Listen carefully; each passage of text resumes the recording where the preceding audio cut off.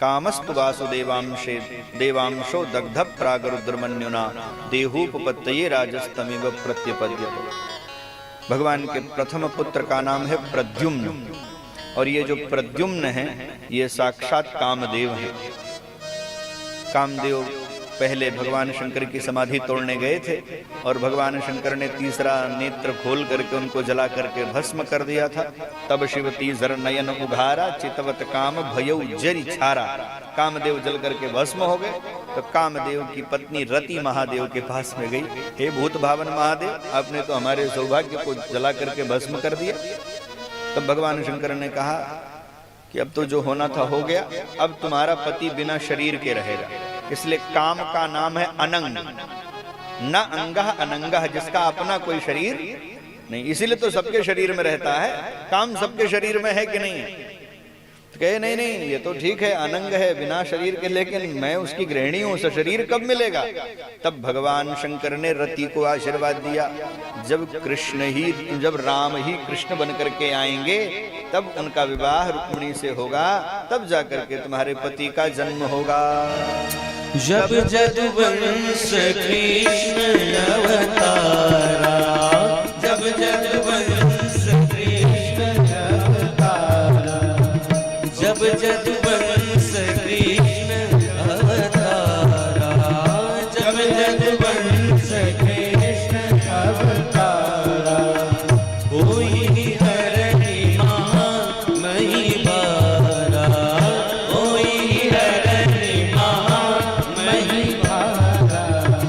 कृष्ण तनय हो इहि पति तोरा, कृष्ण तनय हो इहि पति तोरा, बचन अन्यथा होई न मोरा, बचन अन्यथा होई न मोरा, बचन अन्यथा होई न मोरा, बचन अन्यथा, बचन अन्यथा, बचन अन्यथा होई न मोरा।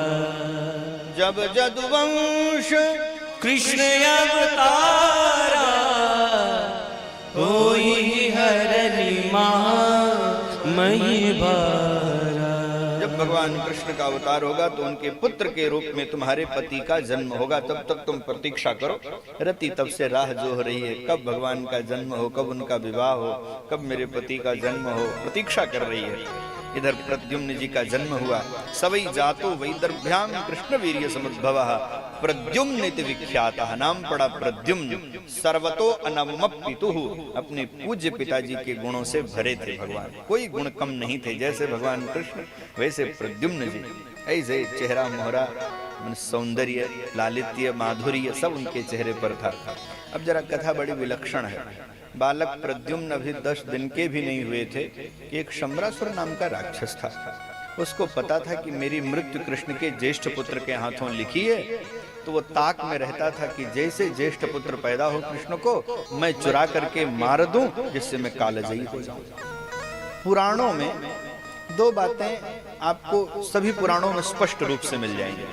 एक तो जब किसी भक्त को मांगने का अवसर आया तो उसने यही मांगा कि हमको भगवान की भक्ति मिले और हमें कुछ नहीं चाहिए। और जब दुष्टों को, राक्षसों को मांगने का अवसर आया तो इन्होंने अपनी सारा बल इसी में लगाया, सारी ऊर्जा इसी में लगाई कि मैं मरूं ना। न मरने के डर, न मरने का ख्याल इनके मन में हमेशा रहता है कि हम कभी मरे ना। मृत्यु से बचने में सारी ऊर्जा लगाई है। ऐसा नहीं कि इन्होंने तपस्या नहीं की, त्याग नहीं किया, भजन नहीं किया, चाहे वो हिरण्याक्ष हो, चाहे रावण हो, चाहे कंस हो, इन्होंने अपनी ऊर्जा कहां लगाई कि मैं मरूं ना। क्या ये बचे? इसका मतलब यह सिद्ध है मृत्यु से बचने का कोई उपाय है नहीं। इस बात को परीक्षित जी जैसा कोई नहीं समझा। परीक्षित ने एक बार नहीं कहा सुखदेव स्वामी जरा मेरी मृत्यु टल जाए ऐसा कोई उपाय बताइए। वो कहते नहीं, ये मृत्यु उत्सवात्मक हो जाए, ये मृत्यु मंगलमय हो जाए, ऐसा उपाय बताइए हमें आप। मृत्यु से टलने का उपाय नहीं। अगर आप, और ये बात है भागवत मृत्यु को टालने वाला ग्रंथ नहीं है, मृत्यु को मंगलमय बनाने वाला ग्रंथ है। बाकी तो 7 दिन था तो 7वें दिन ही परीक्षित गए, पर उनके जाने का तरीका बदल गया। वे आनंद विभोर होकर के, निर्लिप्त होकर के और मोह बंधन आसक्ति के बंधनों को काट करके परम धाम की यात्रा पर गए। तो यह जो शंबरासुर है, मैं मरूं ना इसके लिए इसने इतना बड़ा कार्य किया। ये चला गया द्वारिका और वहां प्रसूति का ग्रह समझ रहे हैं? हाँ? प्रसूति का ग्रह को अवधी भाषा में या भोजपुरी में क्या कहेंगे? हैं? दादा बता रहे हैं सौरी का घर, सौरी कमरा। वाह, प्रसूति का गृह में चला गया और वहां से भगवान के पुत्र को उठा लिया और मारने के उद्देश्य से 10 दिन के बालक को समुद्र में फेंक दिया कि अब तो डूब ही मर जाएगा, मैं काल से ही हो जाऊंगा। अब बताओ ये कथा अटपटी लग रही कि नहीं लग रही?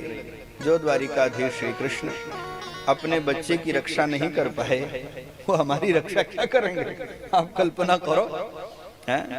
वस्तुतः जैसी होए भवितव्यता तैसी होए सहाय, आप न आवे ताहि पर ताहि तहां ले जाए। जैसी भवितव्यता होती है वैसा हो जाता है। भगवान को पता है कि इसकी मृत्यु मेरे पुत्र के हाथ लिखी है, प्रक्रिया क्या होगी, इसलिए भगवान ने आने दिया, जानबूझ करके आने दिया।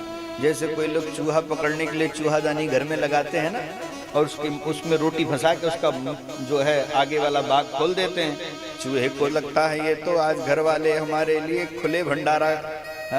खुला भंडारा दिए हैं, पर उसको पता नहीं रहता है कि जानबूझ करके किया गया है। रोटी के लालच में जाता है और फंस जाता है, यही तो है। जानबूझ करके बहेलिया जब जाल लगाता है तो उसमें जानबूझ करके दाना डालता है, और दाने के लोभ में जाते हैं पक्षी और फंस जाते हैं। वैसे भगवान ने जानबूझ करके सारे दरवाजे खोल दिए, पहरेदारों को हटा दिया। आओ प्यारे लाल, तुम आओगे नहीं तो ले नहीं जाओगे तो मरोगे कैसे, इसलिए सब कर दिया। काल किसी को डंडा लेकर के नहीं मारता है। कभी काल को देखा आपने? पिक्चराइजेशन में भले दिखा दिया जाता है कि महाराज भैंस से चढ़ के आते हैं और उसके प्राण निकालते हैं ऐसे, ये ठीक है, अभिनय की दृष्टि से ठीक है, लेकिन काल प्रत्यक्ष रूप से इस तरह से किसी को मारने, काल दंड गही काहुन मारा, हरई बुद्धि बल धर्म विचारा। बुद्धि बल धर्म और विचार का हरण कर लेता है और उसके मरने की प्रक्रिया तैयार हो जाती है। किसी का बल, किसी की बुद्धि, किसी का धर्म और किसी का विचार। पल घट गए अंदर के अंगों के, हमने कह दिया हार्ट फेल हो गया, किडनी फेल हो गई, ब्रेन फेल हो गया, कारण बन गया। बल ही तो कम कर दिया। अगर वो अंग में बल होता तो मरने देता वो। हरई बुद्धि, किसी की बुद्धि का हरण कर लेते हैं। अब इसकी मति ही मारी गई थी कि द्वारिकाधीश के घर चला गया। अगर न गया होता, प्रद्युम्न जी को न चुराया होता, तो शायद इसकी दीर्घकाल यात्रा होती जीवन की। तो ऐसे ही काल हर लेते हैं, बल बुद्धि धर्म और विचार गड़बड़ कर दिया, मरने का कारण तैयार कर दिया। अब पकड़ करके डाल दिया समुद्र में। पर देखिए विधि का विधान देखिए, उस बालक को एक विशाल महामत्स्य ने निगल लिया और उसी के राज्य के मछुआरों ने संयोग से जाल में उस मछली को पकड़ लिया, जिसके पेट में प्रद्युम्न जी। मछली थोड़ी अलबेली थी, सोचा रोजे मछली पकड़ते हैं, थोड़ी अलबेली लग रही, राजा को भेंट कर दें, कुछ इनाम मिल जाएगा, पारितोषिक जो है कुछ हमको जो है उपहार मिल जाएगा। वो मछली शंबरासुर को भेंट की। शंबरासुर ने कहा मछली तो बड़ी अच्छी, भेजो हमारे रसोई में। इधर नारद जी की प्रेरणा से रति पाकशाला की अध्यक्षा बन करके मायावती के रूप में रह रही थी, और जब मछली काटी गई तो सुंदर सा बालक मिला। शंबरासुर ने कहा तुम ही पाल पोस के बड़ा करो इसको। नारद जी ने सब बता दिया कि तुम्हारे पति देव हैं ये, तो पति देव को पाल पोस करके बड़ा करने लगे। जब वे तरुण हो गए तो रति के व्यवहार में परिवर्तन हुआ। वो तो शाश्वत पत्नी थी, चलने में, बोली भाषा में जरा लज्जा करे तो ये बात बड़ी अटपटी लगी। कल तक जो माँ जैसा व्यवहार करे एकदम से जो है उसके हाव भाव में परिवर्तन अटपटा लगेगा नहीं। तो प्रद्युम्न जी ने थोड़ा अनुशासन पूर्वक कहा, ये धर्मशास्त्र मर्यादा के बिल्कुल विरुद्ध आचरण कर रही हो, कौन हो तुम? मातृभाव अतिक्रम्य वर्तसे कामिनी यथा। माँ के भाव का अतिक्रमण करके पत्नी जैसा व्यवहार अपेक्षित कर रही, कौन हो तुम? तब उसने कहा मैं कौन हूं ये बाद में जानना, खुद कौन हो ये जान जाओ। तुम हम कौन हैं? तब याद कराया भगवान नारायण सुतः, आप नारायणात्मज हो। शंबरेणा हृतो गृहात, आपको शंबरासुर हरण करके ले आया। अहम तेधिकृता पत्नी, मैं आपकी अधिकृत पत्नी हूँ।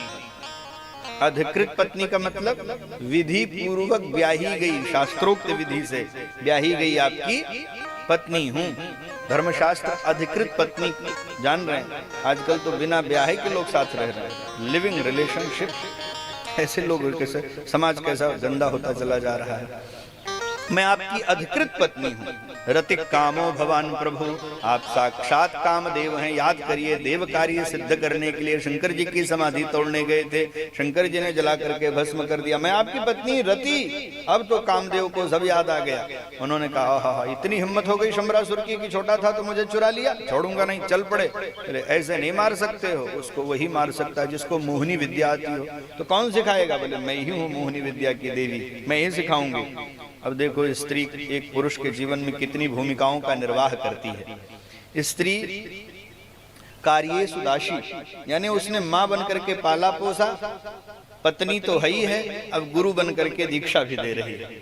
वस्तुतः जो स्त्री होती है पुरुष के जीवन में बहुत सी भूमिकाओं का निर्वाह करती है। कार्ये सुदासी, सुबह सुबह घर की गृहिणी को देख लिया जाए तो लगता है घर की सेविका, नौकरानी है, साफ सफाई, कपड़ा लत्ता, बर्तन चौका चूल्हा, लगता है कि नहीं लगता है? घर की सेविका लगती है। पर भोजन कराते समय भोजेषु माता, वह पूरे परिवार की मां बन जाती है। और पतिदेव मुंह लटकाए बैठे हैं तो बगल बैठ करके, क्या बात है हमें बताओ, मंत्री बन करके थोड़ा सा सलाह भी देती हैं। हाँ माता जी, कभी कभी सलाह देती हैं कि नहीं? आपकी सलाह मानते कि नहीं? आप मानते कि नहीं मानते? हैं, लेते कि नहीं सलाह? हम तो लेते हैं। जो अपनी पत्नी से सलाह लेगा उसकी गृहस्थी ठीक रहेगी। ये तुरंत ताली बज गई। इधर वालों का चेहरा ही लटक गया। कार्ये सुदासी, कर्णेषु मंत्री, भोज्येषु माता। कभी कभी हम ये सब बात अगर कोई बाबा जी कथा कहते थोड़ी ना बता पाते, हम गृहस्थ हैं इसलिए बता देते हैं। सब जी रहे हैं ना। तो अब आपसे हम निवेदन करें कि मोहिनी विद्या का आश्रय लेकर के श्री प्रद्युम्न जगे और शंबरासुर के साथ युद्ध किया, शंबरासुर का उद्धार किया और रति को साथ में लेकर के आकाश मार्ग से पहुंच गए द्वारिका। रुक्मिणी जी ने कहा, देवर्षि नारद जी, अगर हमारे प्रद्युम्न जी होते तो ऐसे ही दिखते। बोले मैया दिखते नहीं हैं, अब तो मैया आनंद विभोर, पयोधर में दुग्ध आ गए। बोले ये कौन है? बोले आपकी बहू रानी है। अब सोचो आप, जो बेटा बचपना में गायब हो गया हो और लौटे तो बहू रानी के साथ में, तो क्या हुआ होगा? हाँ? तुरंत एट होम हुआ। जो लोग बारात नहीं जा पाते हैं उनके लिए एट होम होता है। अब भगवान के तो एको ब्याह में बाराती गए नहीं थे, इन्होंने एट होम शुरू किया, बहु भोज किया, खूब उत्सव आनंद मनाया गया। और द्वारिकावासी प्रद्युम्न जी के सपत्नी द्वारिका गमन पर बड़े प्रसन्न हुए। चिर जीवे जोड़ी जुगल, खूब मंगलानुशासन आशीर्वाद दिया। इस प्रकार से भगवान के प्रथम विवाह, प्रथम संतानोत्पत्ति और शंबरासुर के उद्धार की कथा श्री शुकाचार्य स्वामी जी ने राजा परीक्षित को सुनाया।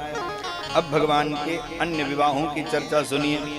भगवान का दूसरा विवाह सत्राजित की कन्या